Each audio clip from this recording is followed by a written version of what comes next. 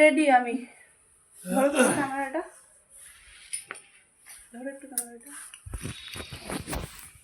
নিত্যানন্দের পালন উৎসব হিসাবে রেডি। চলো, সকালবেলা থেকে দৌড়াদৌড়ি এতক্ষণে রেডি হয়ে বেরোচ্ছি। ওখানে বাবা ভোগ আরতি বসলো, মাত্র বসেনি, এখনো শুরু হবে এখনই।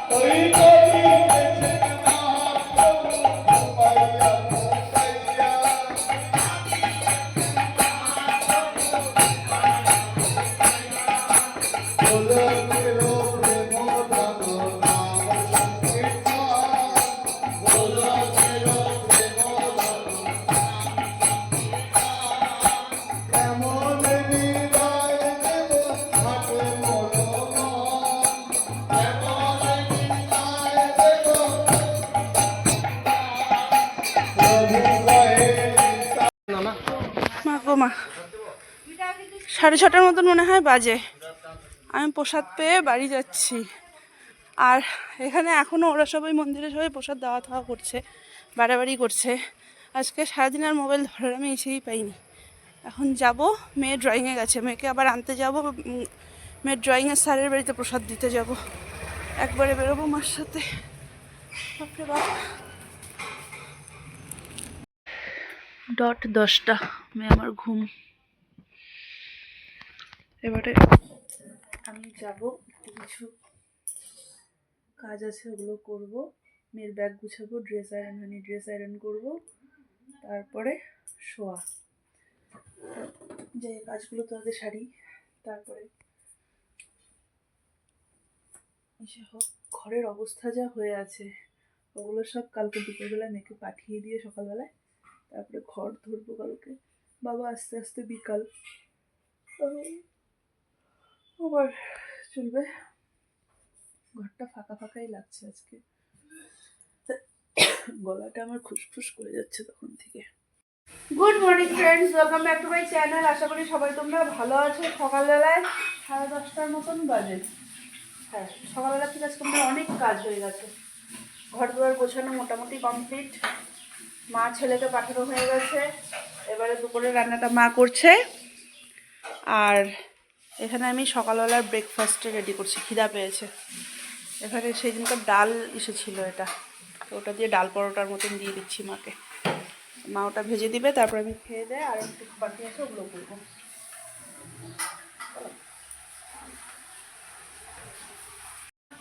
তোমরা খেয়ে নাও, আমি গেলাম সোনুকে নিয়ে শোয়াতে। হ্যাঁ,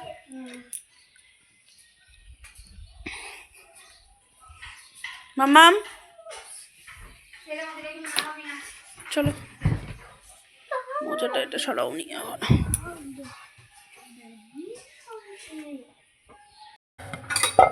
6:30 বাজে। আমি একবারে রেডি হয়ে গেলাম। বাবা ঢুকেই যাবে আর 10-15 মিনিট হয়তো। তারপর আবার পাঠের ইসে আছে, তো একবারেই রেডি হয়ে নিলাম। আর হচ্ছে মামাম পড়তে যাবে, ওর জন্য দুধটা গরম বসিয়েছি, দুধটা খাইয়ে পাঠাবো। আর হচ্ছে তোমার বাবা আজকে পাঠে বসতে বসতে 8টা, মোটামুটি 7:30-8টা তো হবে। আশা করি ওদিকেও একটু এসে বসাবো। বাবা আবার কফি খাবে একটু করলে।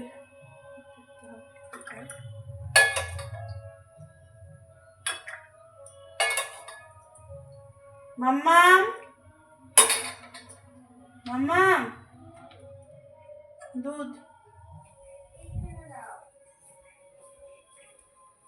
ঘুমাচ্ছে। মাও ভীষণ টায়ার্ড, এখনো ঘুমাচ্ছে, নাক ডাকছে,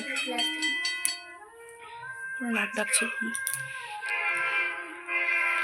আমি এখানে রেডি। ঘরের লাইটগুলোকে অফ করে রাখে, রড লাইটটাকে।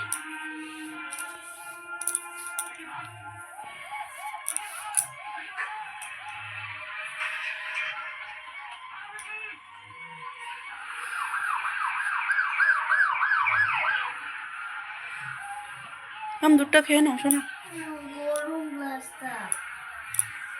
মুখে ঢেলে দিব, চলো যাও, আমি নিচেই দাঁড়াই একটু, বাবা এক্ষুনি আসবে বললো।